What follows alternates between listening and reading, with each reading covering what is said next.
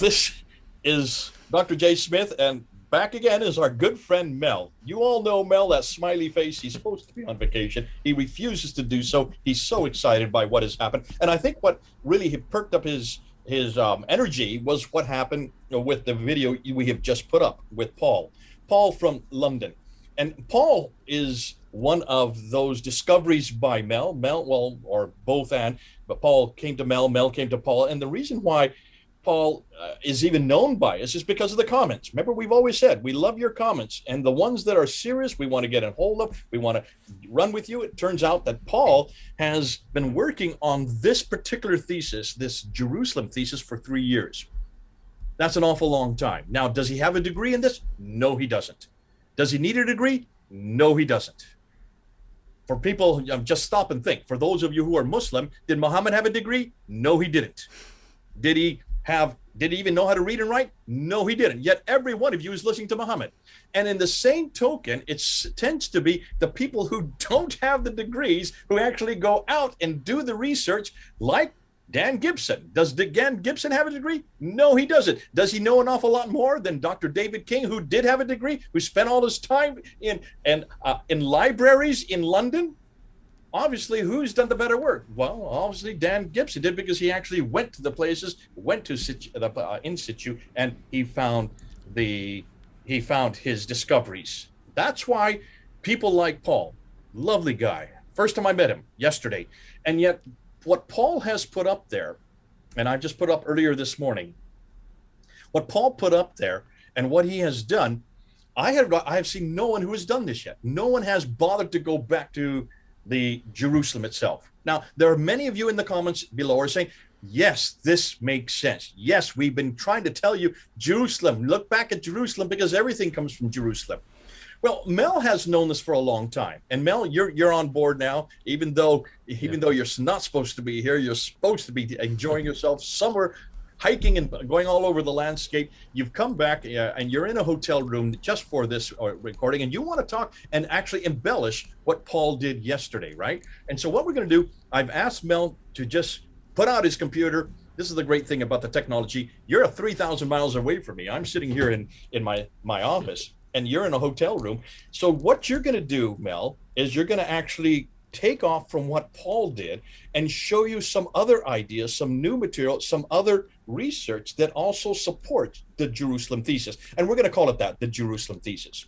That's what Paul named it. We're going to name it that way. And we're going to continue with this Jerusalem thesis. This is going to be a whole panoply of new ideas that are going to be coming out. This is the first, really, we've only put out about 3 videos on this channel on the Jerusalem thesis, what you and I did with Al-Fadi about a week and a half ago, what Paul did yesterday, and what you're doing now. But I'm hoping we're going to have a whole slew of Jerusalem thesis videos. So over to you, Mel. Help us and bring us back to Jerusalem, and tell us what else you found about Jerusalem, and what else you found about biblical theology, and also what else you found about the Bible itself concerning what now Islam has borrowed. And that's what we're saying. Islam has borrowed almost all of these ideas. Okay, so obviously we're talking about the Jerusalem thesis, and a big part of that thesis is the Masjid al-Haram and where exactly that is. So according to the Jerusalem thesis, the Masjid al-Haram is to be found on the Temple Mount. And there are lots of good arguments for why that is the case. And these are based on references that we can find in the Bible and how it corresponds to what it says in the Quran. And we can also look at various geographical evidence as well. Now, if we look at reason 1, a very important reason why we can say that it is the masjid on the Temple Mount, it's to do with the link with Abraham. So in Genesis, it refers to Abraham building an altar on Mount Moriah to sacrifice Isaac upon. It says, "Then God said, take your son, your only son, whom you love, Isaac, and go to the land of Moriah, sacrifice him there as a burnt offering on a mountain I will show you." What's really significant is that when we say that word Moriah in Arabic, what do we say? It is Marwa. Marwa is Moriah. And so that's a huge link.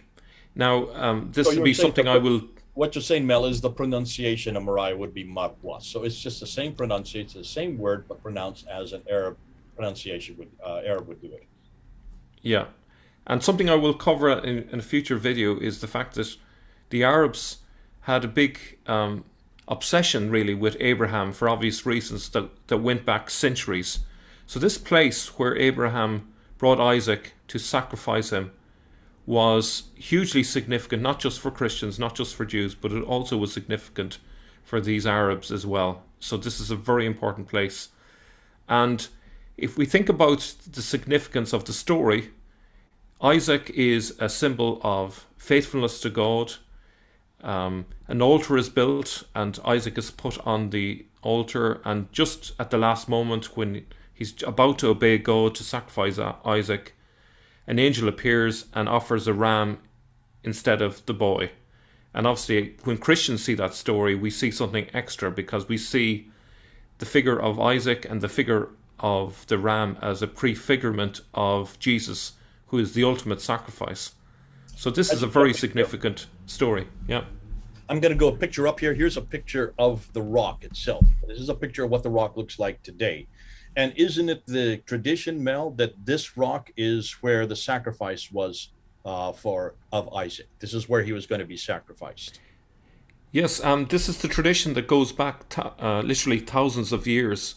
It is one of the most significant locations, and there's lots of markings in that rock. It's actually also the location of the Holy of Holies, where they kept the Ark of the Covenant, and there are various grooves in the very rock, and those that have let's say stewarded that area or looked after it over the centuries have been very careful to keep that rock the way they had it centuries ago, because it was so sacred, so significant.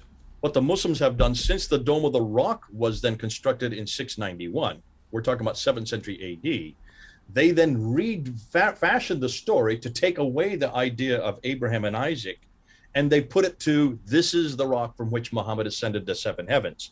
And even some say, if you look carefully, you can see the footprint of Muhammad there, as if he pushed up from there himself, as if he jumped up to the seven heavens. Now, ironically, this is what Islam does with anything, and this is a good way to introduce us.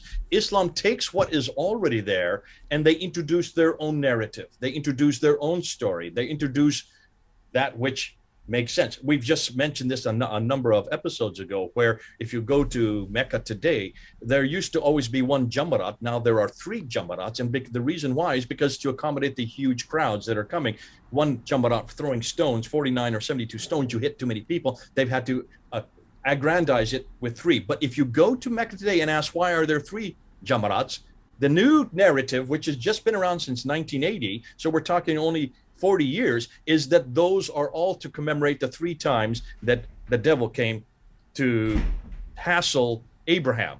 There's the new narrative, and it's just come out in the 20th and 21st century. If they're still creating these new narratives, why are we surprised they didn't do the same thing in this case, with the rock, which was where the Temple Mount was, is you're going to say later on, it's where the Holy of Holies was for Jerusalem. I'm sorry, for the Jews.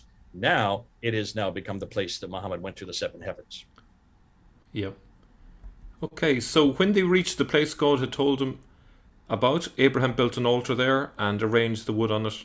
He bound his son Isaac and laid him on the altar on top of the wood. Now, if we look at another reason why it's significant, it's the place where Solomon built the first temple.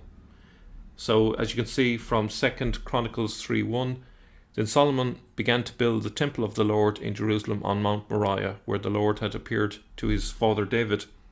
It was on the threshing floor of Araunah the Jebusite, the place provided by David.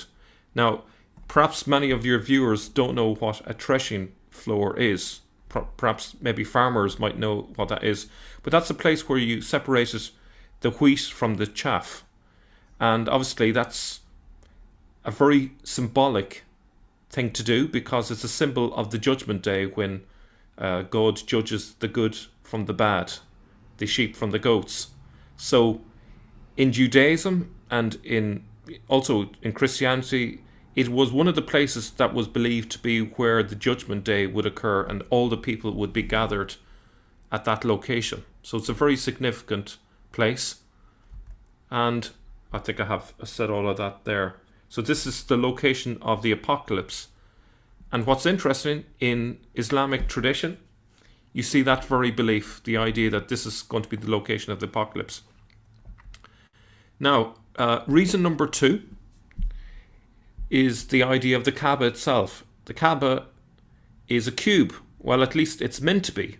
The word means cube, but I'm sure, Jay, you're aware that the Kaaba that's in Mecca isn't actually technically a cube. It only looks a little bit like a cube, but it's actually a cuboid, perhaps you'd call it.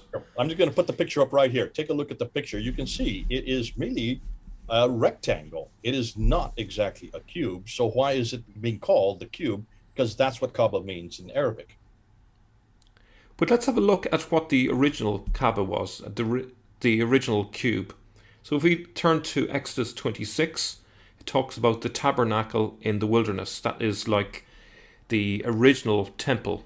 And it was essentially a large tent that the Jews would put up, and the Ark of the Covenant was kept in the end of it, in a place called the Holy of Holies. It was a cubic room, as we'll see in a moment, and God's presence was believed to be in there. So if you look at the picture on the right, you can see very clearly that cube shape. And only the high priest could go in there. Okay? So if we take a look at further references, we can see in 2 Chronicles 3:3, we have the dimensions. The portico at the front of the temple was 20 cubits long across the width of the building and 20 cubits high. Now obviously that's two-dimensional, but it suggests a cube, and this is confirmed by another reference elsewhere. He prepared the inner sanctuary within the temple to set the Ark of the Covenant of the Lord there. The inner sanctuary was 20 cubits long, 20 wide and 20 high. He overlaid the inside with gold, pure gold, and he also overlaid the altar of cedar. So this is really a slam dunk. The cube, the Kaaba, was originally associated with the Jewish tabernacle.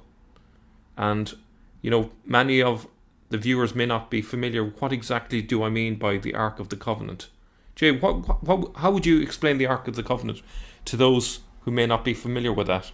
Well, the Ark of the Covenant is what they would take with them as God's presence with them. Whenever the Jews who were nomadic at that time, they had to move from place to place to place. The Ark of the Covenant is what they would carry, and they would then take that Ark with them so that God's presence went with them from place to place to place.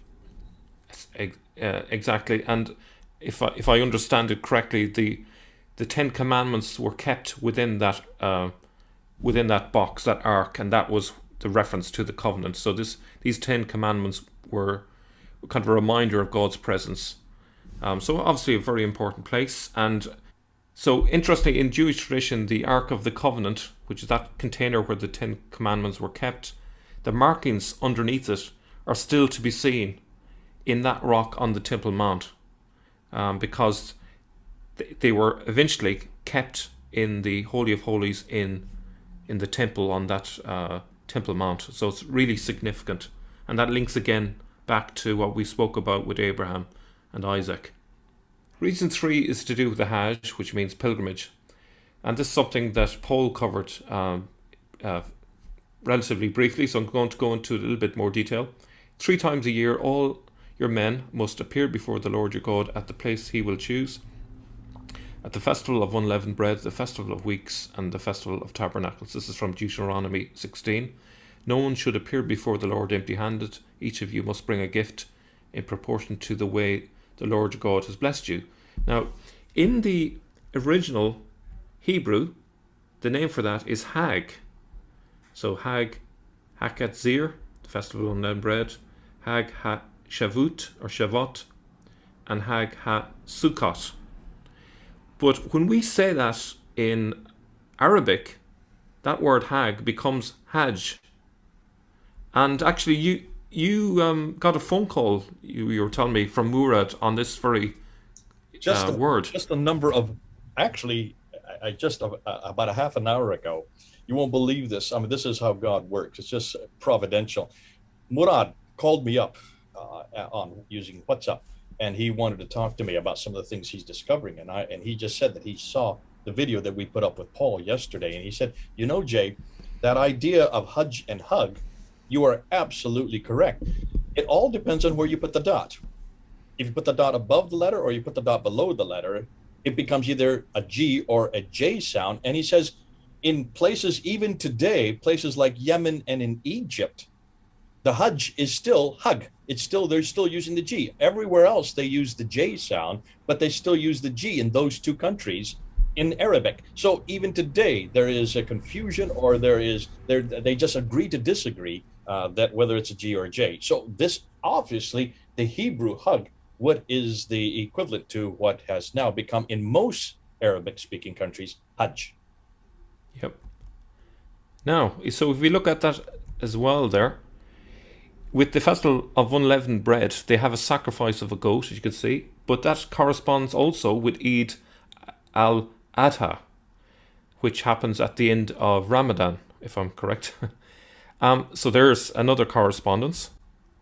And also, we've mentioned about the G to the J, but what's also interesting is that in terms of Arabic etymology, according to Odin Lafontaine, the word HJJ actually just means to argue in Arabic. So they've borrowed the actual meaning from the Hebrew. It wasn't there in the Arabic.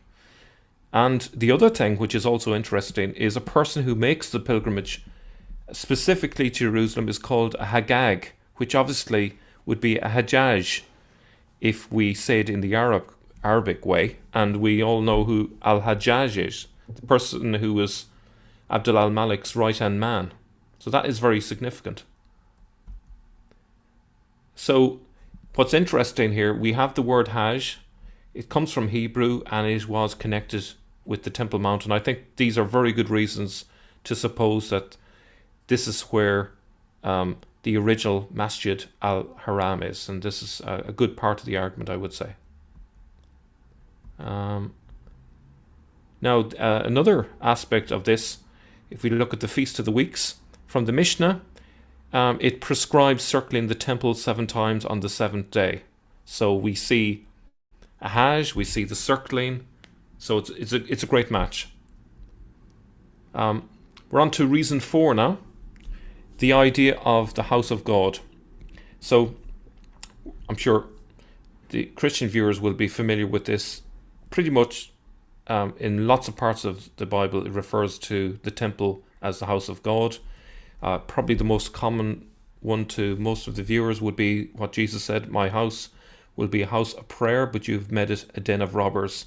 And there's many other references to the house of God in the Bible in reference to the Temple Mount. So if we move on to reason 5, Baka, we find in the Quran the first house created for mankind at Baka, 396. So this is something that Paul mentioned in passing, that it comes from Psalm 84.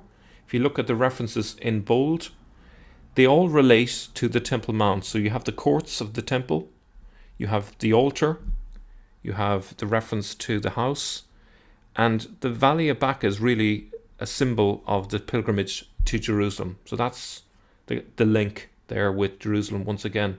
I don't know if you want to say something on that, Jay. Well, and Paul did bring this up, and this is something we need to underline. I noticed that one or two people in the comments also brought this up. Baka was always a place that you stopped on the way to Jerusalem. It was a rest stop. It was a place to get your energy up before you actually went to Jerusalem, with all that what that entailed. And so Becca is well known in the Bible, and it is not Mecca at all. If in fact there are 3 different references, 3 different places from biblical context where Becca could be.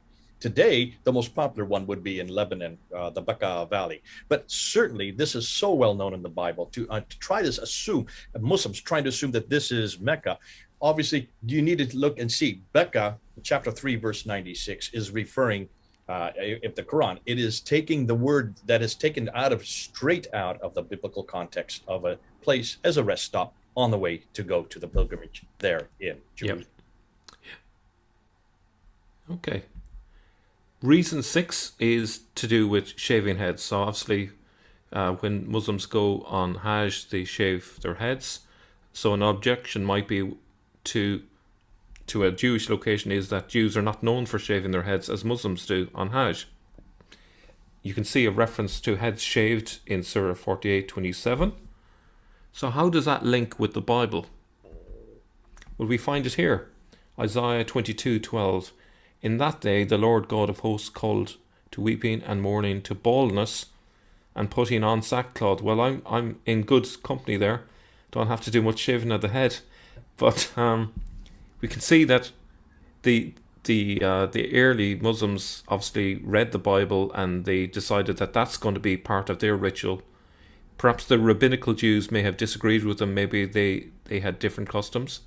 But you can see in the picture down there that the Muslims dress entirely in white. And Jay, do you want to talk about that aspect of it?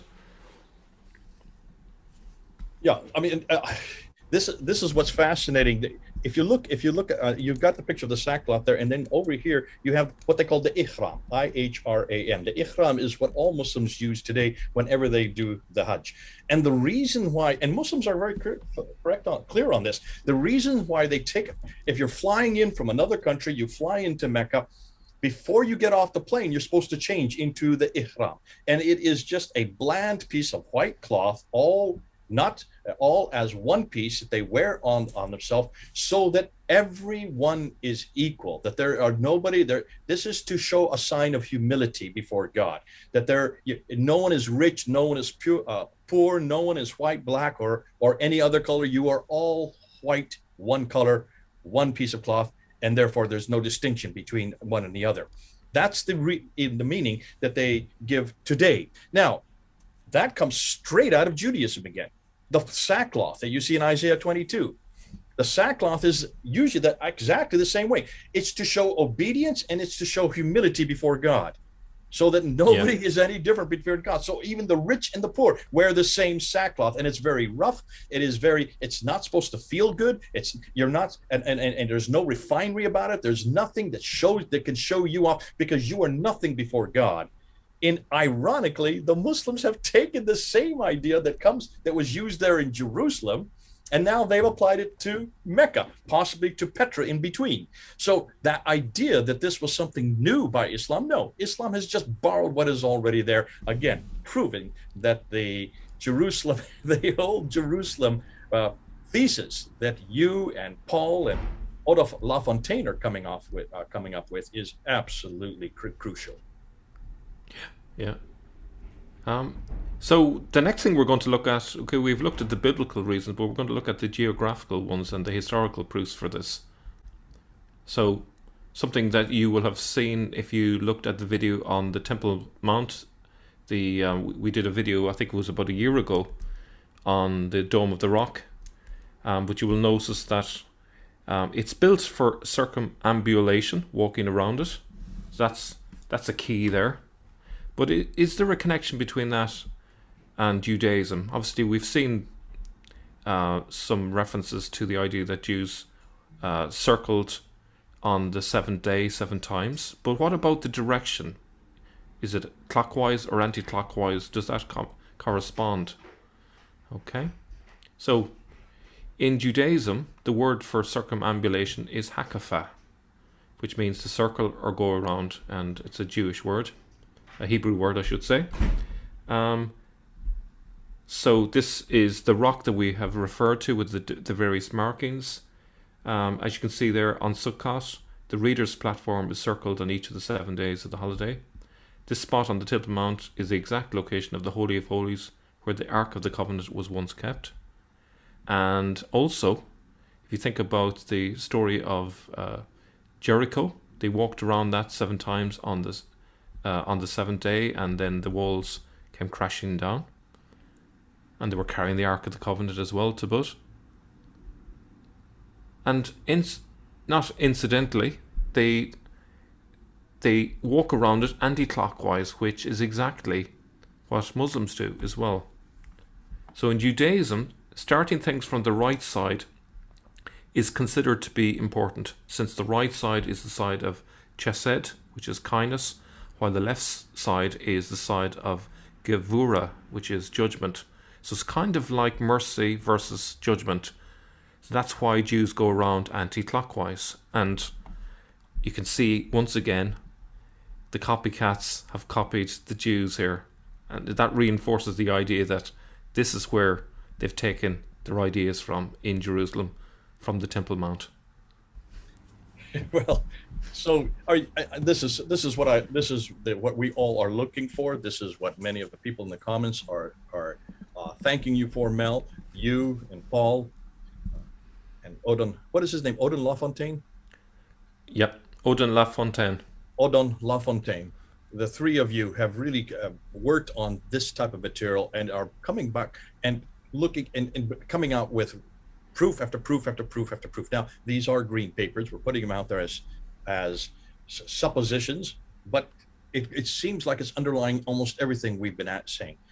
Islam is nothing. There's nothing original in Islam. We have noticed this. We have known this. We have said this about the Quran itself. That one of the things that we have been saying for years is that so much of the Quran is borrowings from Jewish apocryphal writings written in the 2nd, 3rd, 4th, 5th, up until the 6th century, and also Christian Syriac Aramaic writings, many of them lectionaries, discussions that were meant to be discussions, never meant to be a literary piece. Had them been borrowed and put into a book. But when you take it from the Syriac Aramaic or Aramaic Syriac, you then deform it, and the Arabic then had all kinds of problems because it could not have accommodated, the script could not have accommodated something that was so sophisticated that it was coming out of these lectionaries.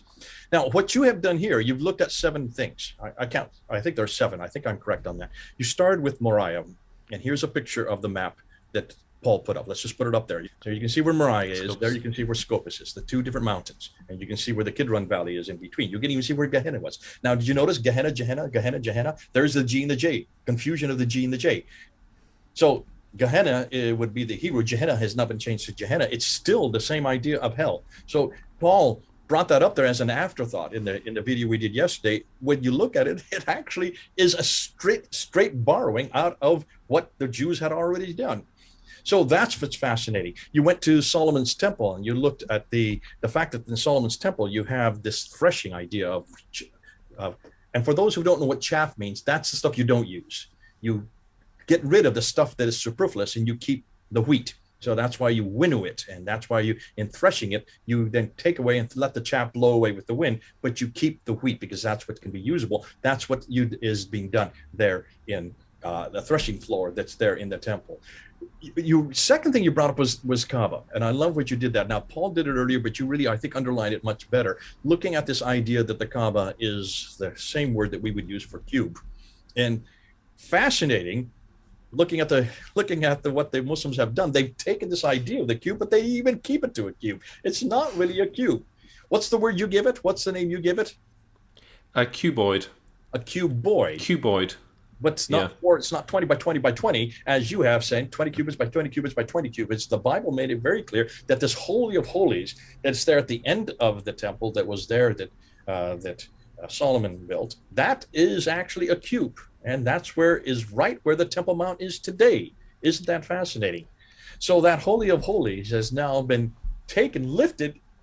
They tried to reproduce it, possibly in Mecca. It looks like it, from what Gibson is saying, it was probably there in Mecca.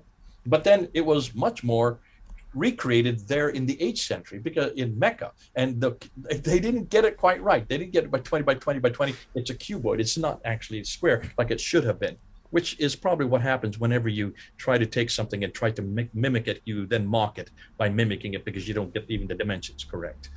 Now, then you went to the third thing, and that is the Hajj. And that's the idea of the G and the J. The G and the J are interchangeable. The Hajj that you have in Hebrew, and you talk about the 3 feasts, they're all there at the temple, are they not? They're all there in Jerusalem. That has been recreated by Islam as the Hajj, which even includes the 7 circumambulations. I'm sorry, going this way. It actually goes anti-clockwise, as we now found. It goes the other direction because it's going towards that which is kind, that which is going towards the kindness rather than the judgment.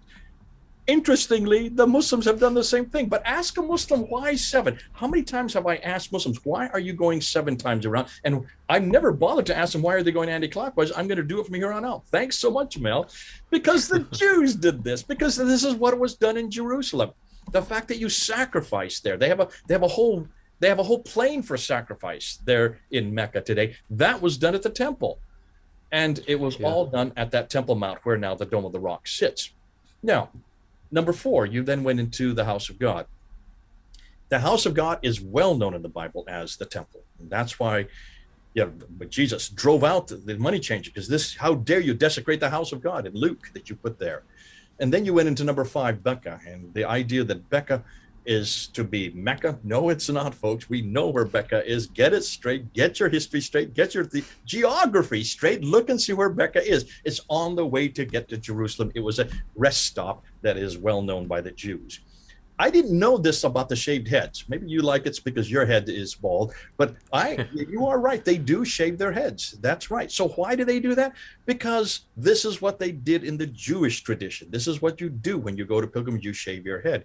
What's fascinating too is the ihram, the sackcloth that the Muslims call today ihram is exactly what the sackcloth that they would do on pilgrimage. The Jews, nothing new under the sun. They've just borrowed it. And then, of course, actually, I jumped ahead. The circumambulation going the anti-clockwise, the hakapa that you referred to, is actually what the Muslims have done today. In almost everything we're finding, Islam has done nothing new.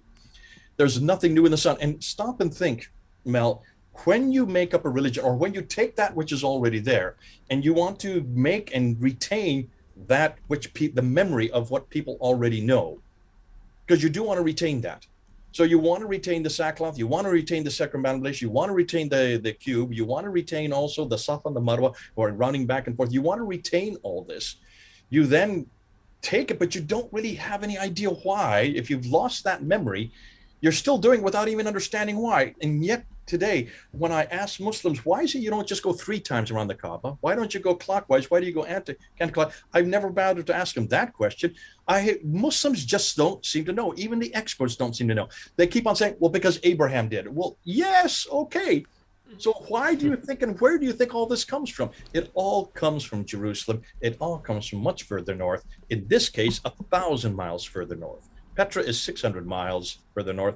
Jerusalem is 1,000 miles further north from Mecca. Nothing new under the sun. We're now finding exactly how Islam really was recreated. It was a recreation of what had already been. Would you not say that? We're looking at the tradition that was there had to be brought down, had to be Arabized, had to take it away from Jerusalem, even take it away from Petra and bring it down, as the Abbasids had to create their own narrative, their own hegemony, their own identity, and their identity was in Mecca. That's why when you look and see what's there today, these are nothing more than facsimiles, and they don't even have the right dimensions. Well done, Mel. Thank you so much. Any last say for you?